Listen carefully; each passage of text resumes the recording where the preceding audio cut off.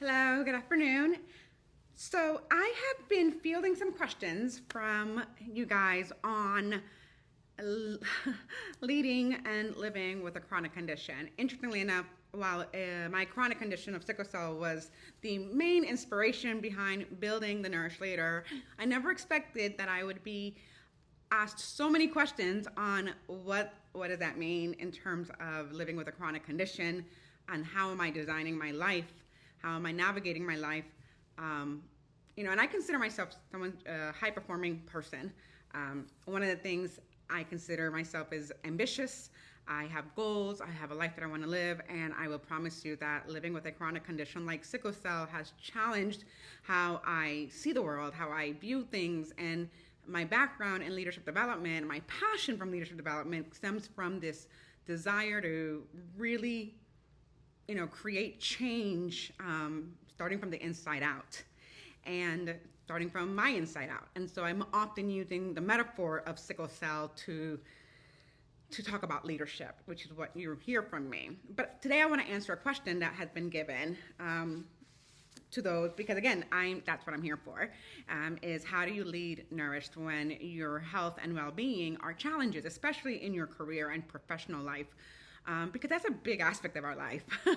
That's the part that funds our financials. That's the part that puts the roof over our head, puts food on the table.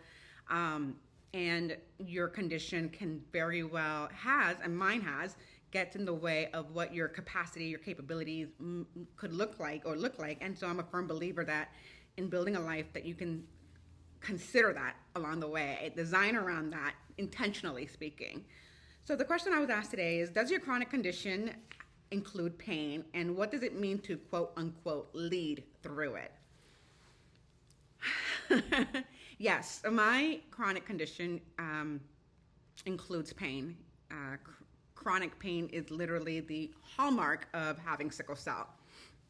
And there are moments, right, where I could be presenting, I could be doing a keynote, I could be in the car, wherever, where I am having what's called a pain episode or a crisis.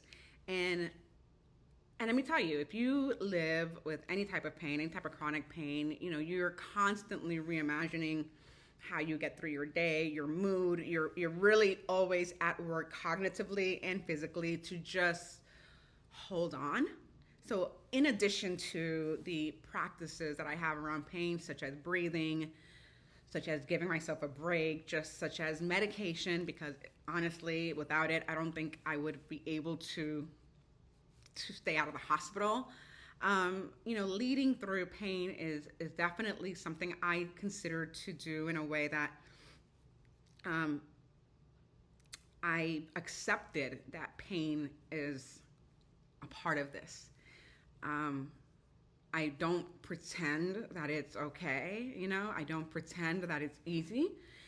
And in moments when I have to show up and I am in pain or in some level of pain, I can, depending on the context, disclose that, hey, I'm not feeling well, I'm not, I'm in pain today. Or you know, I will really remove myself from that so I can manage my pain. What I know is that pain is a signal in the body, right? It's not here just for the sake of it being there. Pain is a signal. Pain is a cry out for help. Sometimes pain is sometimes the body's way, and in my body, a way of communicating to me that I need you to pay attention to me, and I need you to pay attention to me first, and I need you to find out what is it that I need. So you lead yourself by asking yourself what I need. I feel that a lot of us try to override pain. While I do take medication for my pain because I do believe in relief and not suffering, I also recognize that it's usually a form of communication from my body, and that it's asking me to pay attention to it. Now, there are times when I will also manage my pain through being around people who keep me somewhat distracted from the pain. So I'll have a conversation or do something engaging, or, I usually like people because there are times when you would, for example, distract yourself through a TV show. But I find that kind of this co-regulation can take place when you manage your pain, to help you with your pain when you're around other people.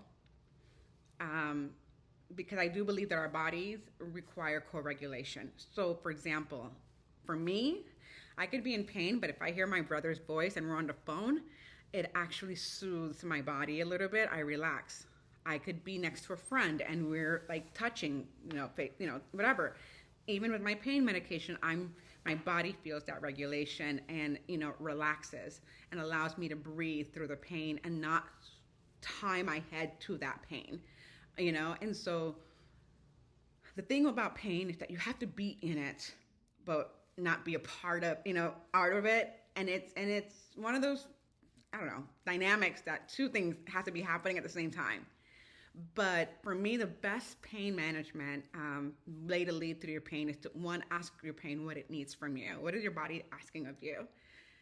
What is your body signaling to you in that moment? If you have to function during that moment, do what you've got to do and don't apologize for being who you need to be in that moment, right? If you need to move, you need to weigh. And then recognize that, the third thing is recognize that co-regulation is truly a thing.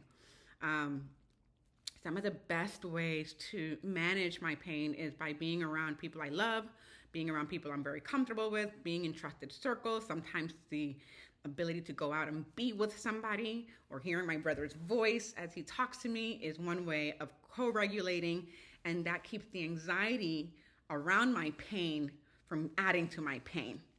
So I don't know if that answered your question, but that's how I lead with my condition and pain. I'm open to other questions, and my name is Natalie. This is the Nourished Leadership, the Nourished Leader, leadership through life experiences.